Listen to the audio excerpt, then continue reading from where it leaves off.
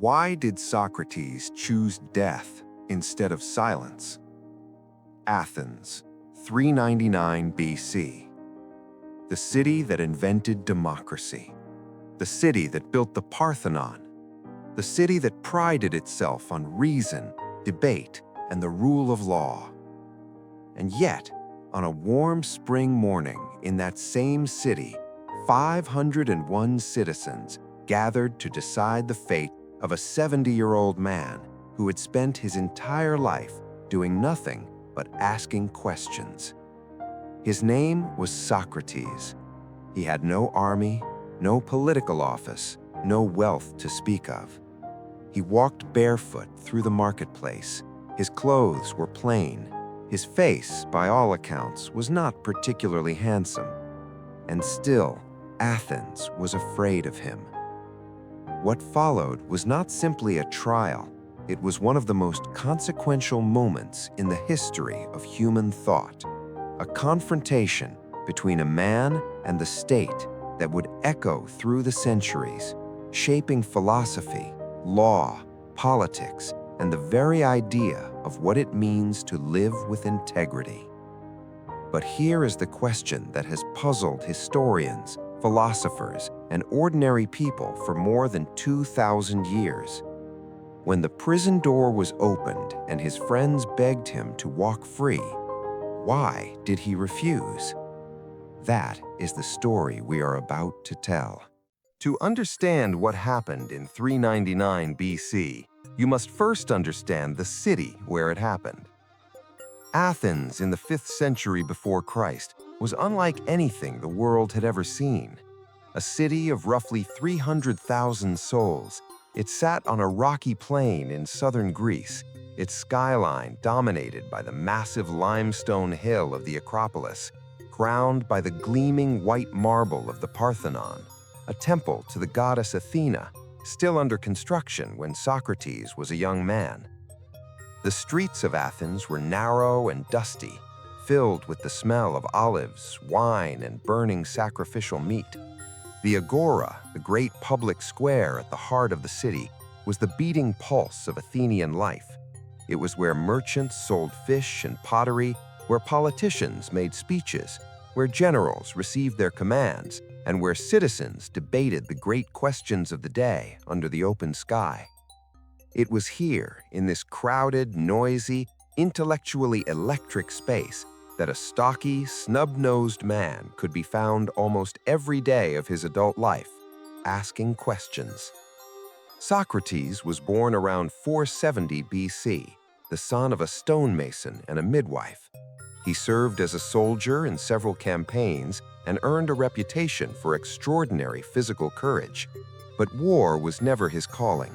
His life's work, as he described it himself, was something far more dangerous, the relentless examination of what people believed to be true. His method was simple and devastating. He would approach a politician, a general, a poet, a craftsman, anyone who seemed confident in their knowledge, and begin asking polite, probing questions. He would ask them to define justice or virtue or courage, and then, question by question, with what appeared to be genuine curiosity, he would expose the cracks in their certainty until the great experts stood before a crowd, unable to explain the very thing they claimed to understand. This method, later called the Socratic method, was not designed to humiliate.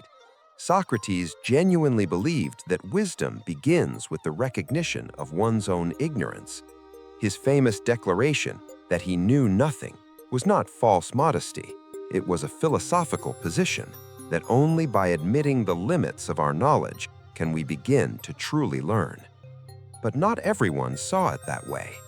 The powerful men of Athens, the ones he had embarrassed in public, whose masks of wisdom he had pulled away in front of crowds, they saw something else entirely. They saw a man who mocked authority, who taught young people to question their elders, who challenged the gods and the traditions that held Athenian society together. And Socrates had enemies in high places.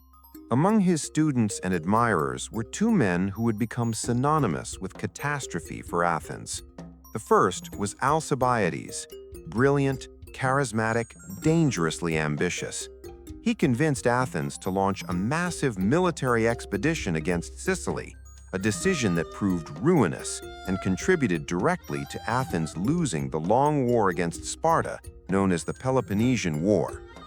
The second was Critias, a man who, when Sparta finally crushed Athens in 404 BC, became one of the leaders of the 30 Tyrants, a brutal oligarchic regime installed by the Spartans that executed hundreds of democratic Athenians and terrorized the city for 13 months. Both men had sat at Socrates' feet. Athens lost the war. The democracy was briefly destroyed. Hundreds died. And when the democracy was finally restored and the wounds were still raw, many Athenians looked at the old philosopher in the agora and asked a question of their own. How many disasters does one teacher's influence have to produce before the city does something about it? A general amnesty issued in 403 BC prevented anyone from being prosecuted for crimes committed during the war. Socrates could not legally be blamed for Alcibiades or Critias, not directly, but the anger was there, and it was looking for a legal vessel. Three men, a poet named Miletus, a powerful tanner named Anytus, and an orator named Lycon, stepped forward to provide one. In 399 BC, they filed formal charges against Socrates. The accusation was precise. Socrates was guilty, they wrote, of failing to recognize the gods the city recognized, of introducing new divine beings, and of corrupting the youth of Athens.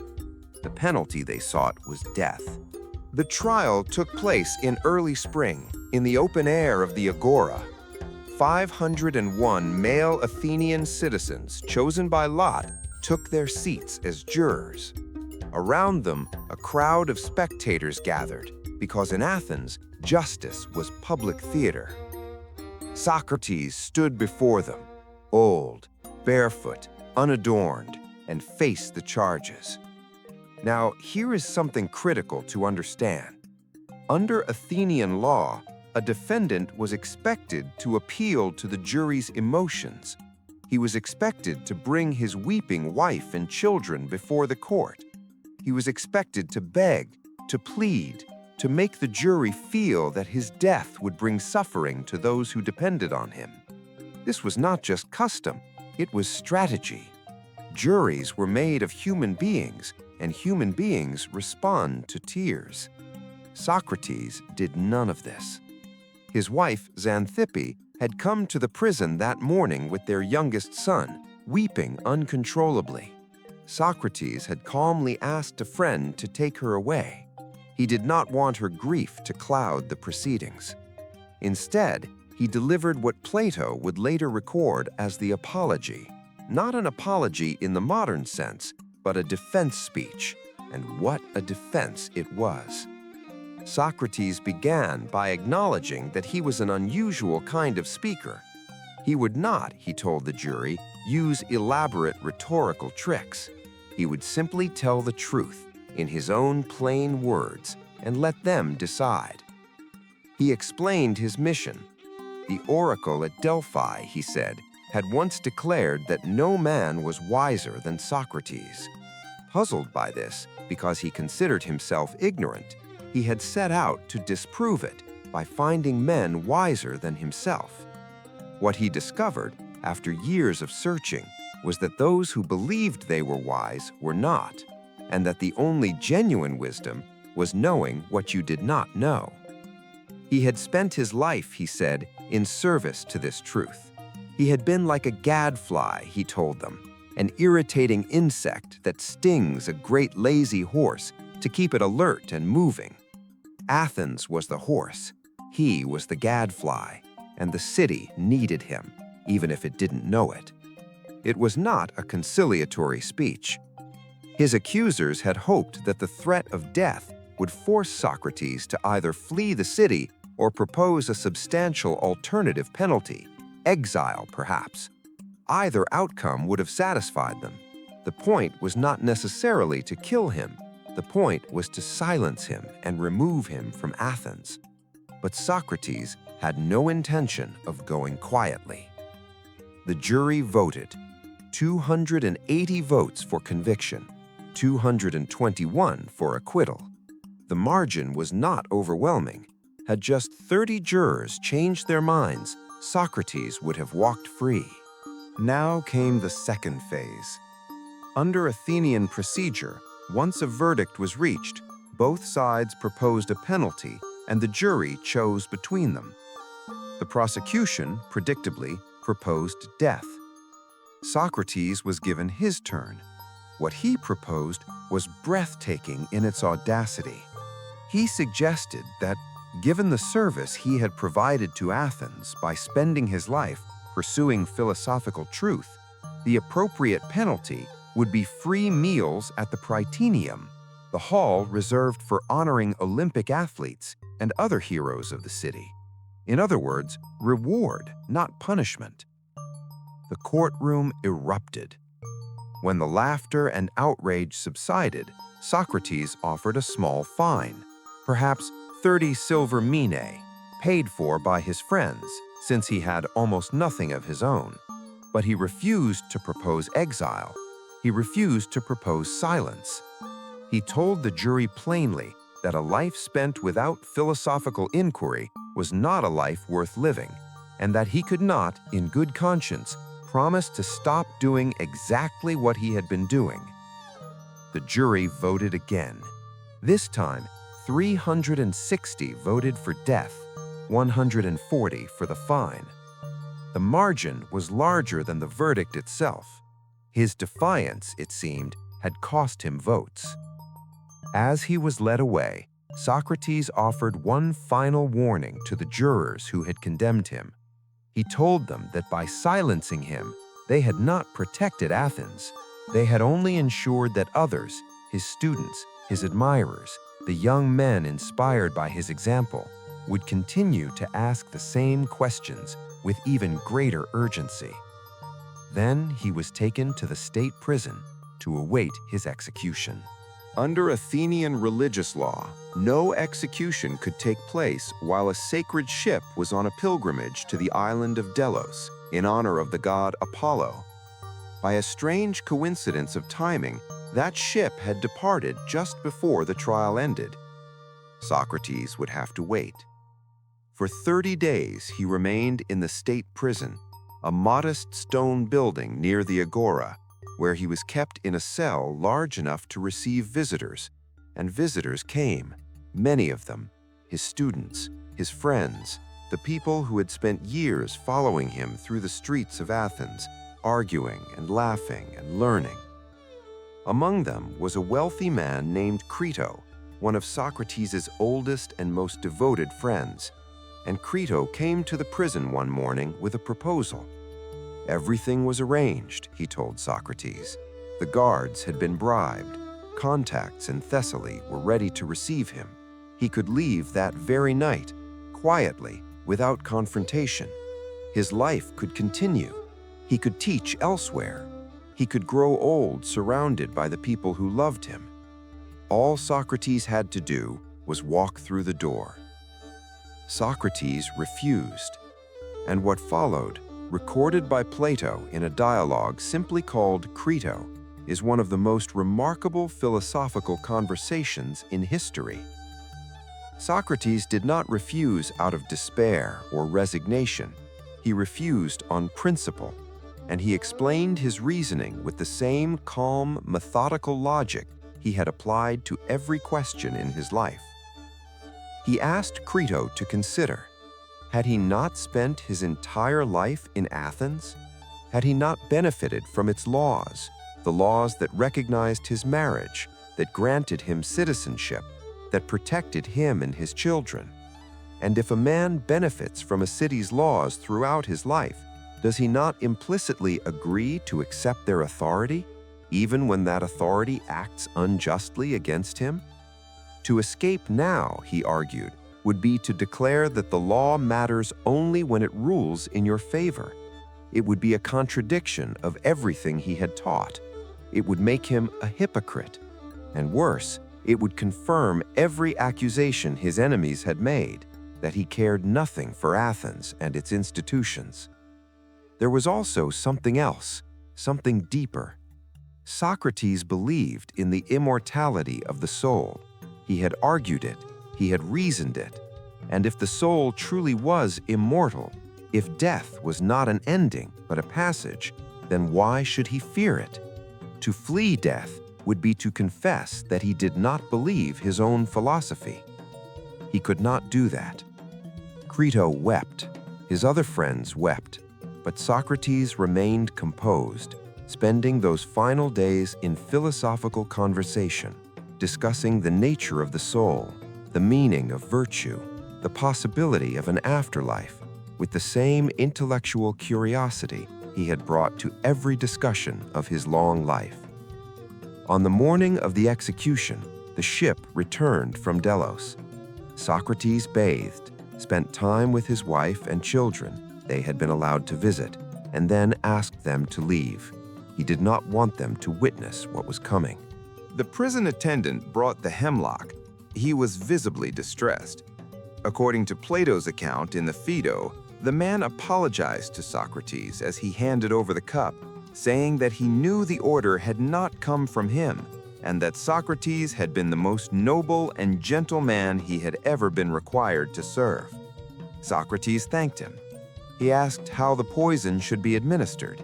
He was told to drink it and walk around until he felt heaviness in his legs, then lie down.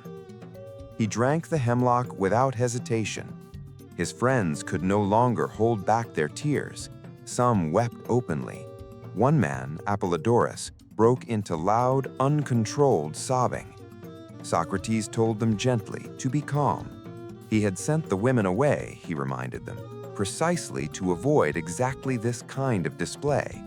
Death, he said, should be met in silence and dignity. He walked. The numbness began in his feet. It rose through his legs. He lay down. The attendant pressed his foot, then his calf, then his thigh. Each time Socrates confirmed, no sensation. The coldness was rising. His last act, his final words recorded by Plato, was not a speech about justice or the soul or the life well lived. He said simply, "Crito, we owe a rooster to Asclepius. Pay it and do not neglect it." Asclepius was the god of healing. In ancient Greece, you offered a rooster to Asclepius when you recovered from an illness. Scholars have debated those words for 2,000 years. Was Socrates saying that death was a healing, a recovery from the illness of mortal life? Was it a final joke, a final piece of instruction? No one knows for certain. What we do know is that a few moments later, the old philosopher was still. Crito reached forward and closed his eyes and mouth. Plato, who had been too ill to attend that day, later wrote of his teacher, "He was, of all the men of his time, the wisest, the most just, and the best." The city of Athens executed Socrates on charges of impiety and corrupting the youth. Within a generation, it would erect a statue in his honor. His accusers, Miletus, Anytus, and Lycon, would be forgotten by history except as footnotes to the story of the man they condemned. His student Plato would go on to found the Academy, the world's first institution of higher learning, and write the dialogues that preserved Socrates' ideas and transmitted them across centuries and civilizations. And the questions Socrates asked in that dusty Athenian marketplace about justice, about virtue, about what it means to live a good life, are still being asked today in universities and courtrooms and living rooms all over the world. Because that is what happens when you try to silence a truly dangerous idea. It becomes immortal. The ancient world is full of stories like this. Stories of power, betrayal, courage, and the fragile thread between civilization and chaos. We are only beginning. If this journey into antiquity moved something in you, subscribe to the channel so that the next chapter of history finds you here, ready to listen. And when you are ready, the next video is waiting for you. The ancient world has more stories to tell, and every single one of them will surprise you.